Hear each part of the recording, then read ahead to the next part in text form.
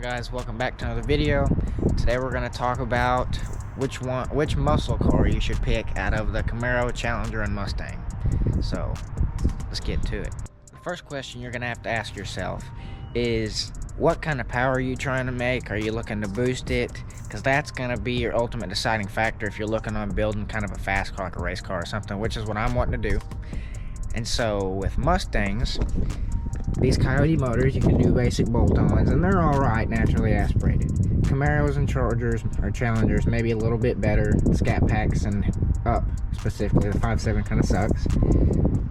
But the Camaro, if you're looking to stay naturally aspirated, that would be my choice, because just do heads cam, headers, full bolt-ons, E85, you're done.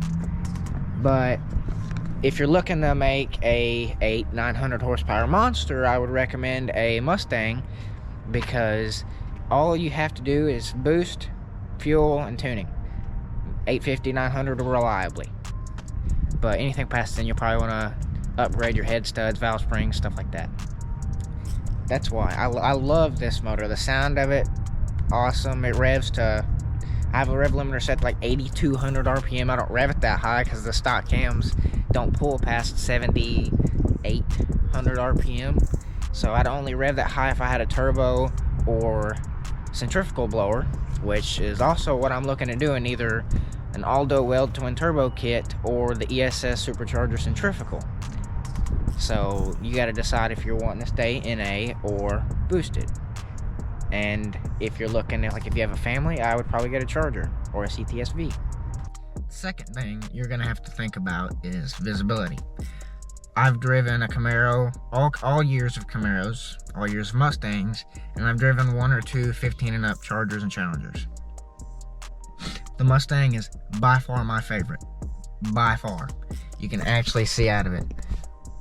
Like, the only thing that sucks about mine specifically, since it's a Roush, they cover up the quarter windows with scoops, but you can actually see out of the rear window.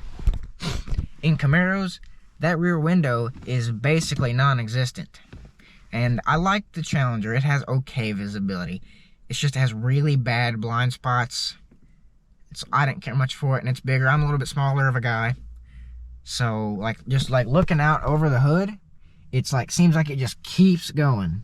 And it's hard to turn or do any tight spaces or anything like that. Like, I personally didn't like it. I really like the looks of the Camaro and the Mustang. Like, I like all muscle cars, whatever, it don't matter to me. If it's fast, it's cool. But Mustang has my favorite interior, 'cause I like how the Camaro, it feels like you're in a cockpit. But I don't know, there's just something about this interior. I like the sync system. Like, it's alright, it could be better. I need to upgrade it to sync 3. But I like the shifter location. I like the steering wheel and the gauges. With the Camaro, it's like the screen's kind of tilted toward you, and it's just weird. Like, I don't know. I would buy one, but why buy one when I could have this? And if I upgrade from this, it's going to be to a Corvette, either a C6Z06 or a C7Z06. So the third thing you have to consider is gas mileage. Coyotes have pretty dang good gas mileage. It's like a V8 Honda. And so I was getting 34 miles per gallon on the highway. In the city, I was getting like 24, 25, which is really good. I got a lot better gas mileage after I put the intake, tune, and then I think the manifold. I think I do get better gas mileage full bolt on. But just an intake and tune, you do get a lot better gas mileage than stock.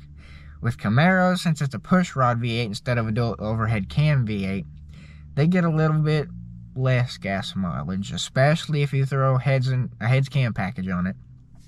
You're eating gas. But I'm sure if you're buying a car like this, you're not really too concerned about gas mileage unless you're dailying it like I am.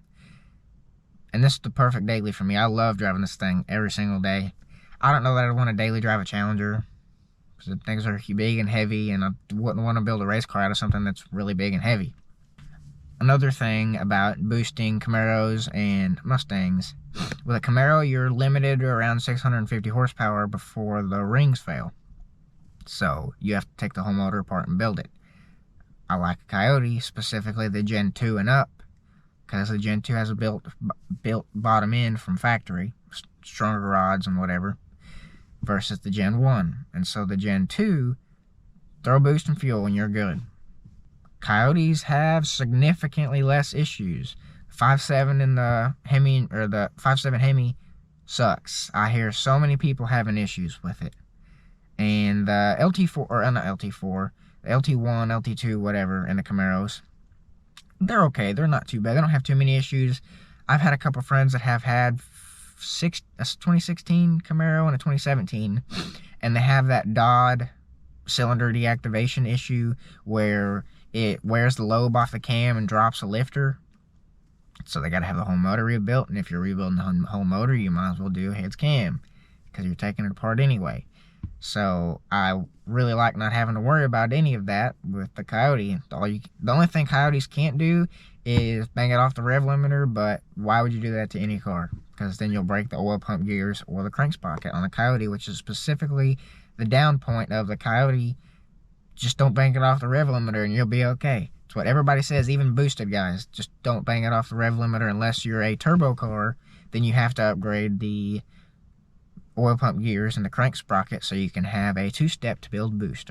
I also like that you can run E85 on a Mustang with just a tune. You don't have to do a fuel system or anything like that naturally aspirated.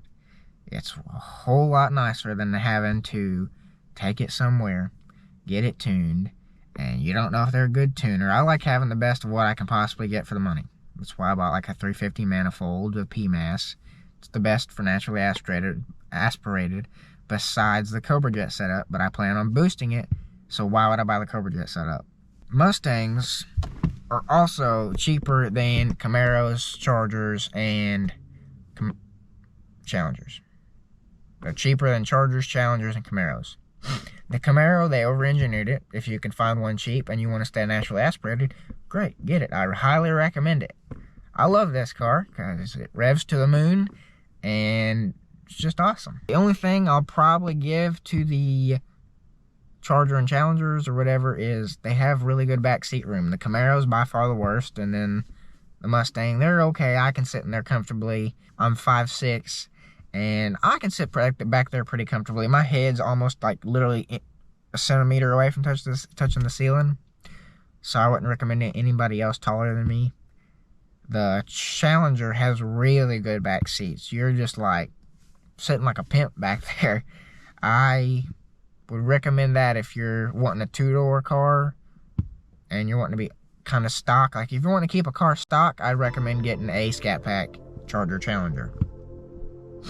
But if you're modifying it, Camaro or Mustangs, it's pretty much the short version. And if you're wanting to build it, get a Mustang.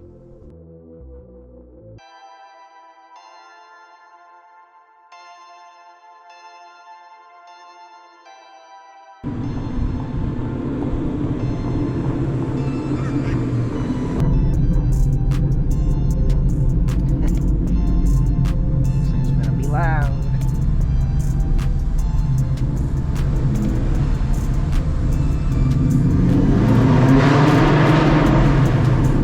That was 2,500 RPM.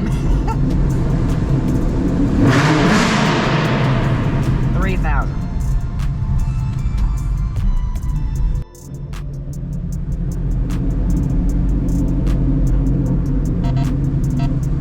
Oh, got the police. It's probably the automatic doors.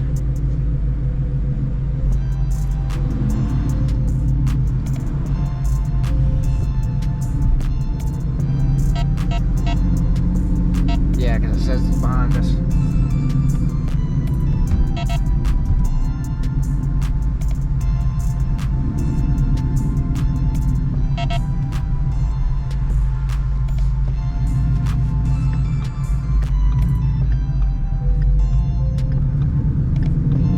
Speak of the devil, there's one of them boats. It's a Scat Pack.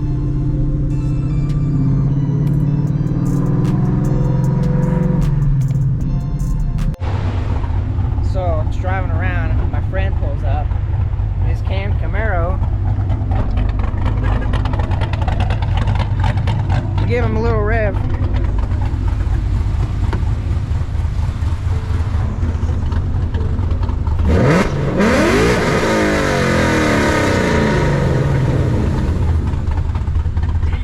It's alright.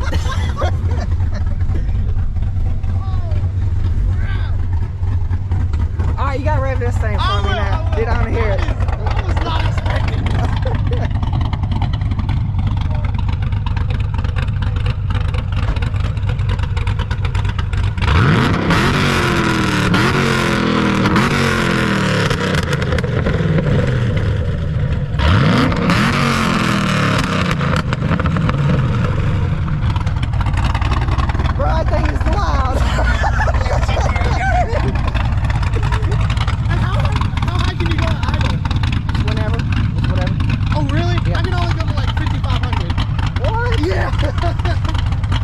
No, I can run this thing to 8,000 if I want.